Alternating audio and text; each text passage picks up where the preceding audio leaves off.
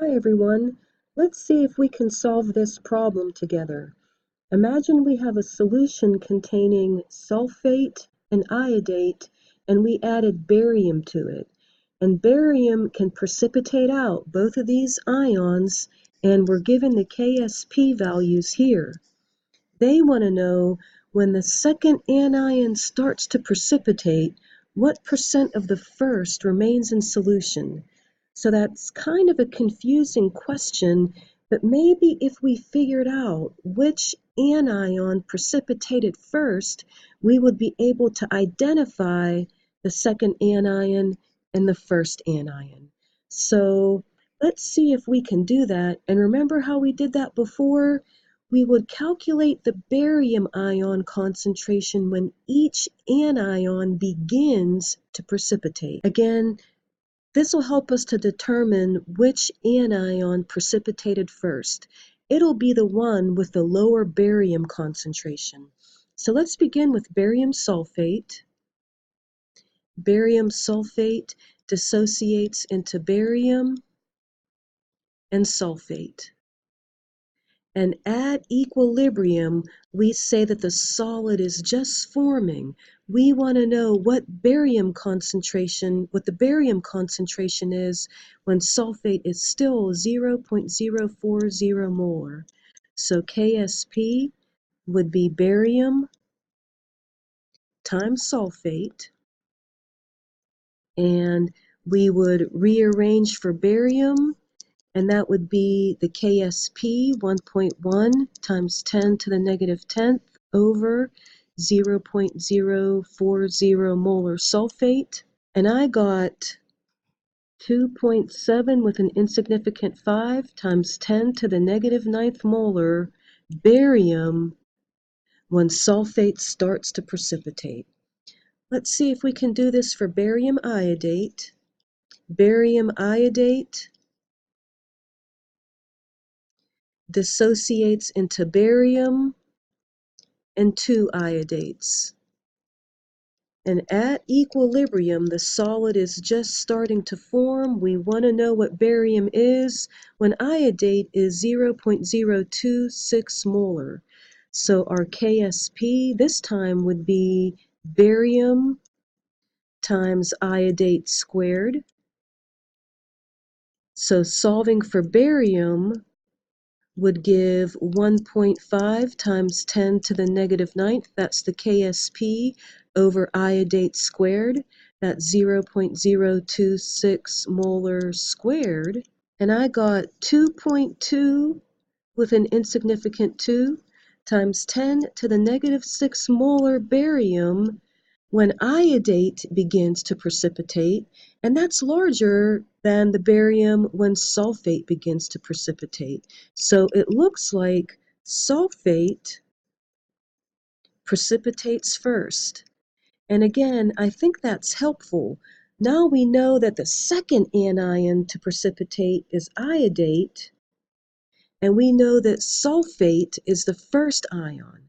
So maybe we can rewrite this question in a way that's a little bit more clear. So I might say when iodate starts to precipitate, what percent of sulfate remains in solution?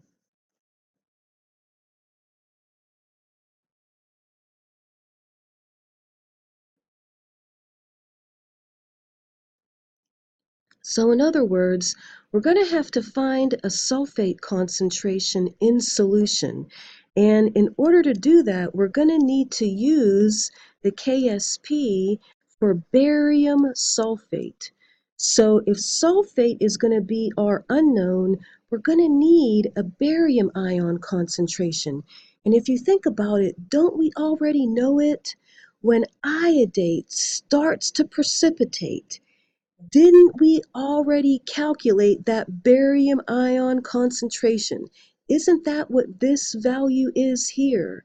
When iodate starts to precipitate, wasn't barium equal to 2.22 times 10 to the negative 6 molar? So what we can do is use this KSP then and solve for the sulfate remaining in solution. So I'm going to look here and I'm going to rearrange the equation for sulfate. Sulfate would be the KSP over barium. And that KSP was 1.1 times 10 to the negative 10th. Barium is 2.22 times 10 to the negative 6 molar. And I got 4.96 times 10 to the negative 5th molar sulfate remaining in solution. That's not very much left, is there? Let's see if we can convert that to a percent. And a percent, as you know, is going to be a part over a whole times 100. So the part is going to be this 4.96 times 10 to the negative 5th molar sulfate remaining. The whole would be just this initial sulfate concentration that we had to begin with. That's 0.040 molar. Converting that to a percentage gives 0.12 with an insignificant 4% of sulfate remaining. Or in other words, another way to think of it is 99.88% of that sulfate precipitated out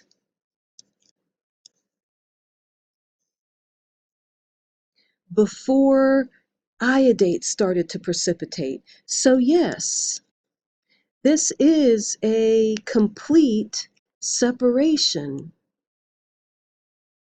Remember, a complete separation means that we have precipitated over 99% of one ion before the other started to precipitate. So, hope you enjoyed the video. Hope you practice more problems like this on your own, and thanks for listening.